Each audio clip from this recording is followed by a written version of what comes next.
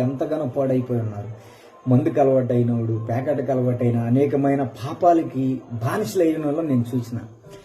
నేను అప్పుడు నాకు ఇచ్చిన తలంపుని బట్టి నాకు ఆత్మ తండ్రి లేడు కదా, నేను ఎంతగా చెడిపోతాను. మనకు దేవుడు పాఠాన్ని చూపించాడా, కాబట్టి నాకు ఆత్మీయ తండ్రి కావాలి.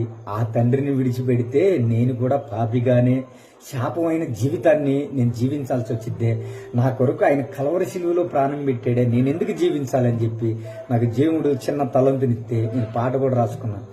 నీ కృపలోనే నివచించుటకు బలి అయినా నా యేసయ్యా, నీ కృప నాకు దొరకకపోతే ఏమవుదును నా యేసయ్యా అని పాట రాసుకున్నా. అప్పుడు ఆయన కృప నాకు దొరికింది కాబట్టి దేవుడు కృపను బట్టి